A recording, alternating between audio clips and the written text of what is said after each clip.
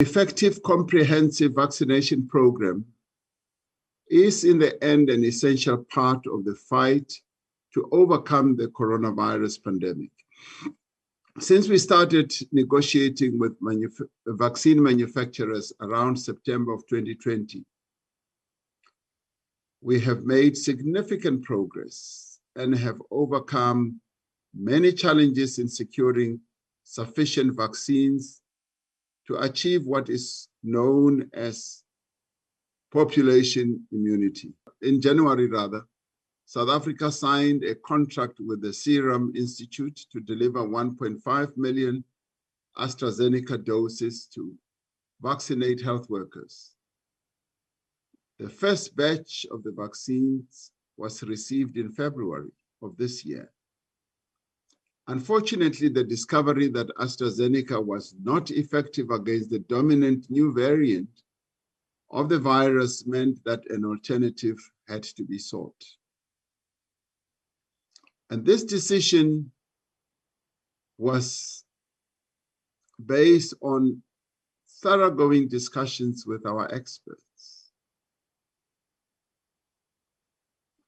It was not a decision that was taken by people who do not have the scientific and expert knowledge of how vaccines function. The Johnson & Johnson vaccine was shown to be more effective against the variant that was found in South Africa. And it was then that the vaccination of health workers began, once we had received a number of doses. The vaccination process was interrupted briefly when the US Medicines Regulatory Body, the FDA, halted vaccination using the J&J vaccine in mid-April this year because of extremely rare yet severe blood clots experienced by some people who were vaccinated, resulting in the deaths of a very few people.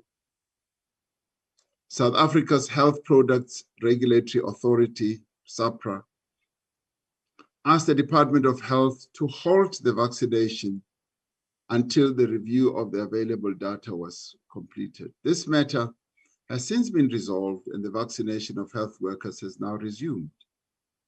We subsequently finalized a contract for the supply of 31 million doses of the J&J vaccines.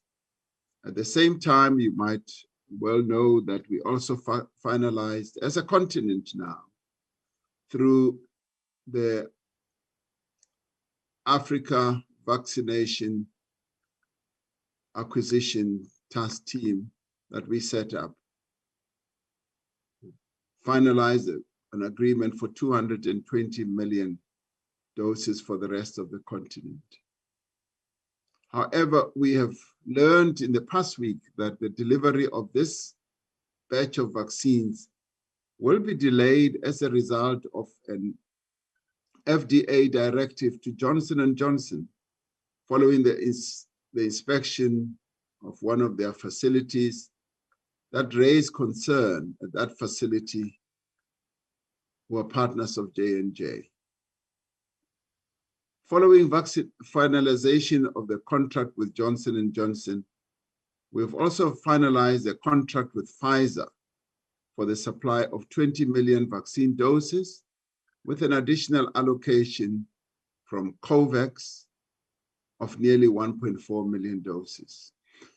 We're not the only country that has been shortchanged, if you like, when it comes to vaccines. Now, we stored a lot of reliance on Johnson & Johnson because it is made here.